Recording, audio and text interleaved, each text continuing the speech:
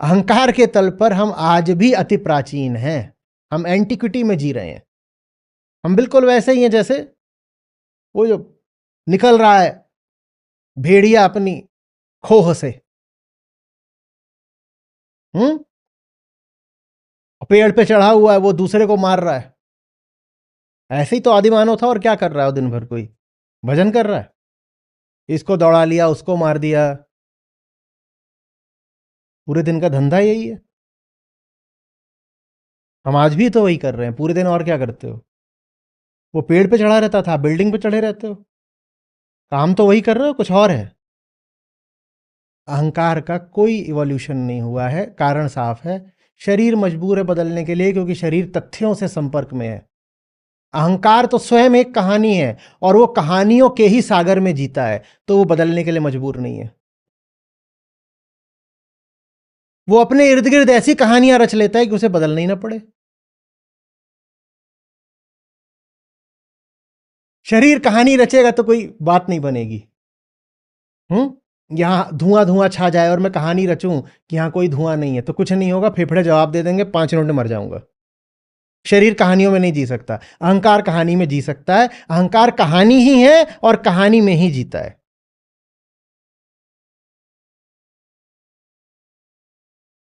वो नहीं बदलेगा। और वो जैसे ही अपने ऊपर खतरा आते देखता है, वो क्या करता है? वो अपनी कहानी बदलता है। शरीर जब अपने ऊपर खतरा आते देखता है तो स्वयं को बदलता है। शरीर पर खतरा आएगा तो शरीर इवॉल्व करेगा, वो स्वयं को बदल देगा।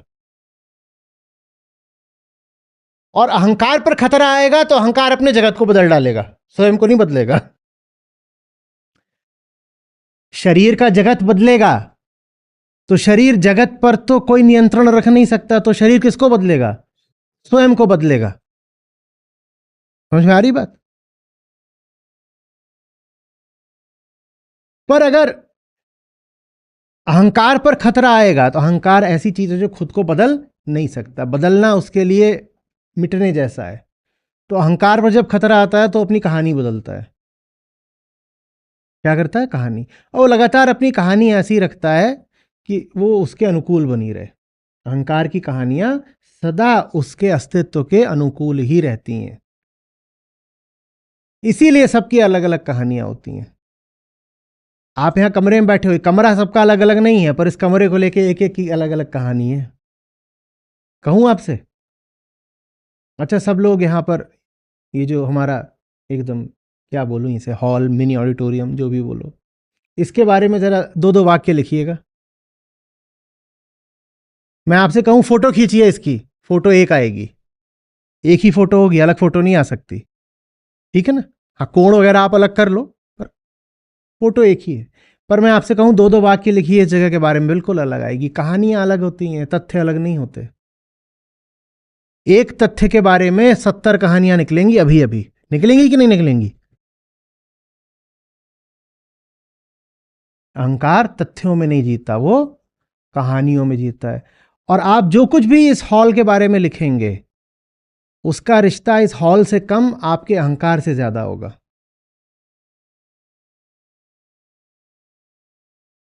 सच तो यह है कि आप जो कुछ भी लिखें, उसको देख करके आपके बारे में कुछ बताया जा सकता है।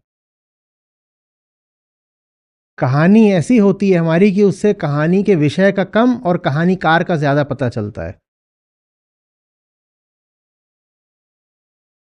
आपकी दुनिया में जो कुछ भी है वो सिर्फ इसलिए है ताकि आप जैसे हैं वैसे ही बने रहें।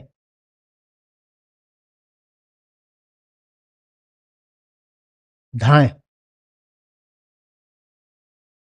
पढ़ने दीजिए यहां पे खटाक से। आपकी दुनिया में जो कुछ भी है वो सिर्फ इसीलिए है ताकि आप जैसे हैं आप वैसे ही बने रहें। ऊंचे से ऊंचा और नीचे से नीचा, लाल रंग का भी और पीले रंग का भी, दाएं का भी और बाएं का भी, अतीत का भी और भविष्य का भी, जो कुछ भी है आपकी दुनिया में वो सिर्फ इसलिए है ताकि आप जैसे हैं भीतरी तल पर अहंकार उसको बदलना ना पड़े, वो जैसा है वैसा ही बना रहे। आपकी दुनिया का और कोई औचित्य है ही नहीं। उसका सिर्फ एक पर्पस, सिर्फ एक उद्देश्य है कि अहंकार यथावत रहे। और आपकी दुनिया किसी काम आती ही नहीं है आपके, वो सिर्फ आपको माने अहंकार को बचाने के काम आती है। दुनिया माने कहानी आपकी। अहंकार तथ्यों में तो जीता नहीं, तो उसकी तो कहानियां होती हैं ना, सतरंगी। और वो सब कहानियां सिर्फ एक उद्देश्य के लिए होती हैं कि तुम्हें बदलना ना पड़े,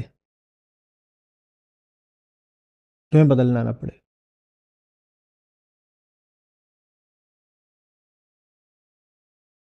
सारी बात समझ।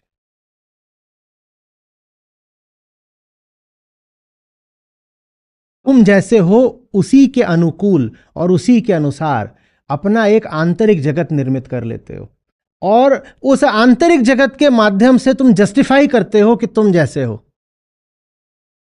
तुम ये थोड़ी बोलोगे कि उस जगत का निर्माण मैंने किया है, क्योंकि मैं जैसा हूं मुझे वैसे ही रहना है। तुम एक कहानी रचोगे और फिर उस कहानी के माध्यम से कहोगे कि ये कहानी निर्धारित कर रही है कि मैं कैसा हूं। फिर तुम कहोगे देखो, मछली जैसी है उसका निर्धारण कौन करता है? सागर। तो वैसे ही मैं जैसा हूं उसका निर्धारण कौन कर रहा है? मेरी कहानी। नहीं नहीं नहीं, यहां यहां गड़बड़ है। क्योंकि सागर को मछली ने नहीं रचा, लेकिन तुम्हारी कहानी को तुमने रचा है। और वो कहानी रची ही इसीलिए गई है ताकि उस कहानी के माध्यम से तुम वैसे ही बने रह जाओ जैसे तुम हो। माने अपना ही नुकसान करने के लिए कहानी रची है। हाँ, अब क्या करें? अब क्या करें?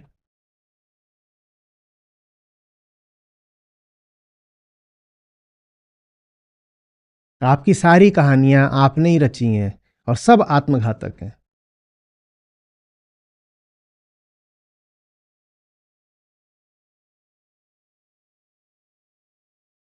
जो कुछ भी आपने रचा है, आपको लगता होगा कि आपने इसलिए रचा है ताकि आपको कुछ भला हो जाए, कल्याण हो जाए। नहीं, जो कुछ भी आपने रचा है वो इसीलिए रचा है ताकि आपका भला ना होने पाए।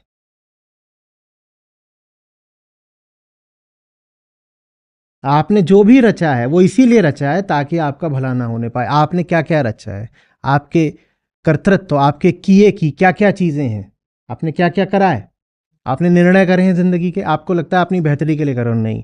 आप जो भी चुन रहे हो आप इसलिए चुन रहे हो ताकि आपकी असली बेहतरी होने ना पाए। आप जैसे हो वैसे ही रह जाओ।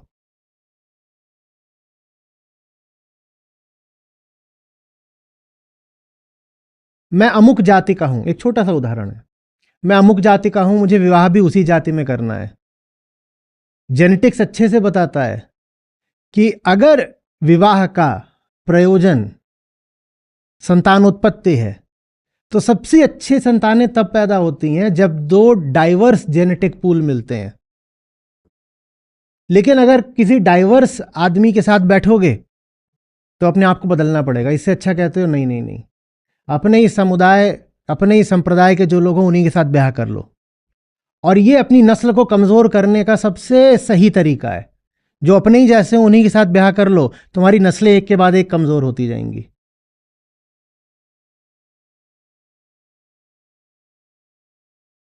बहुत साधारण सी गणनाएं हुई हैं कि दुनिया में जो उच्च कोटि के वैज्ञानिक हुए हैं या प्रतिभाएं हुई हैं, उसमें एक असाधारण रूप से बड़ा प्रतिशत उनका है जिनके माँ बाप मात्र अलग अलग समुदायों संप्रदायों के ही नहीं थे,